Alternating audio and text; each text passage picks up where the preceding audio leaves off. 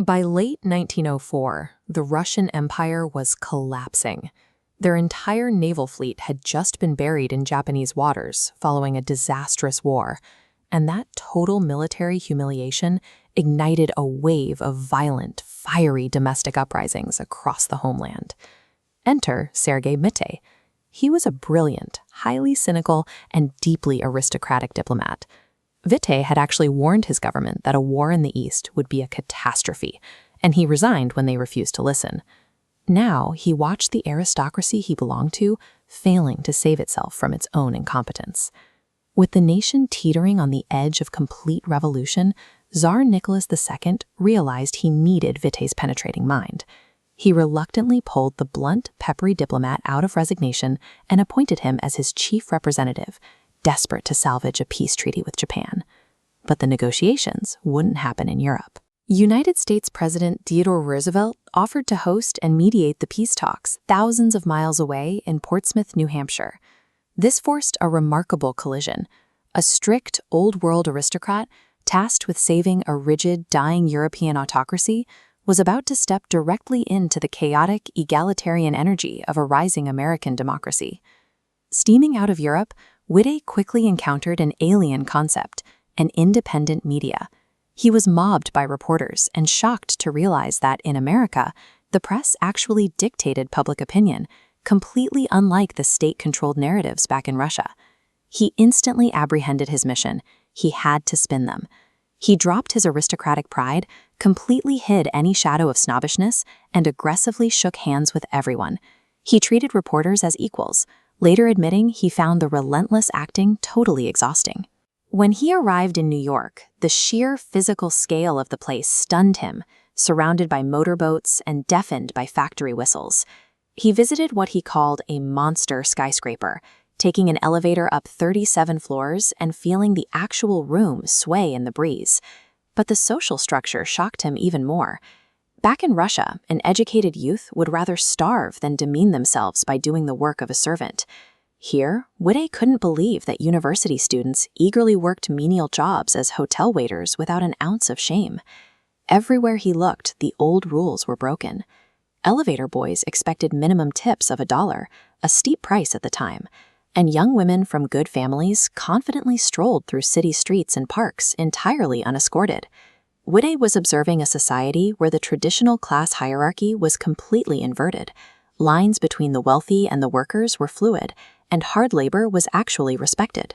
While visiting Boston, Witte spotted a massive crowd and bravely stepped right into it.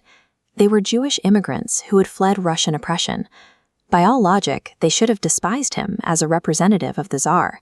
Instead, they eagerly spoke Russian with him. They harbored no ill will toward their former nation.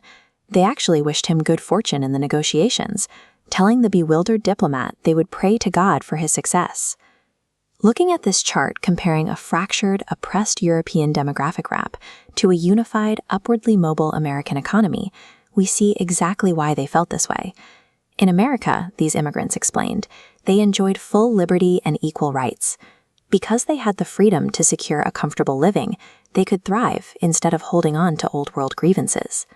That same focus on practical economics drove Witte's meeting with the titan of Wall Street, J.P. Morgan.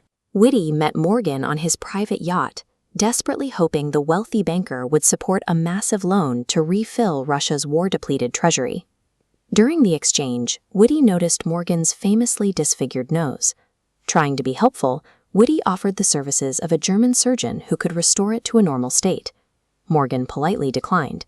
If he fixed his nose, he explained, the street boys would point and laugh. Everybody knew his face. Morgan was perfectly happy to keep a physical deformation because it was part of his personal brand. It was the purest distillation of American capitalism, raw pragmatism entirely overriding old-world vanity. Witte's aggressive diplomacy worked. On September 5, 1905, a peace treaty was successfully hammered out. The town of Portsmouth exploded in celebration, bedecking itself in flags and announcing the historic signing with cannon fire. Witte was driven to a densely packed local church to mark the occasion. Inside, he witnessed an impossible spectacle.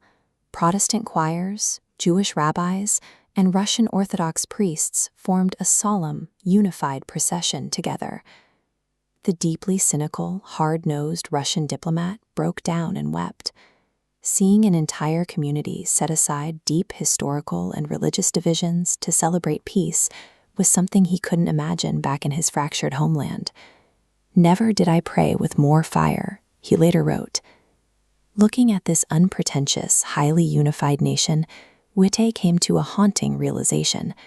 America was a mighty locomotive bearing down the tracks of history. It possessed an unstoppable momentum, destined to dominate the globe. Witte returned to his dying empire. He spent his final years prophesying that an impending global war would result in utter catastrophe for Russia. And just as before, his government ignored him, convinced he was simply being an alarmist. Sergei Witte accomplished his mission in 1905. He successfully negotiated a peace, but his trip to Portsmouth gave him a terrifying front-row seat to the blueprint of the 20th century, a future driven by American momentum, which his own rigid country would fail to survive.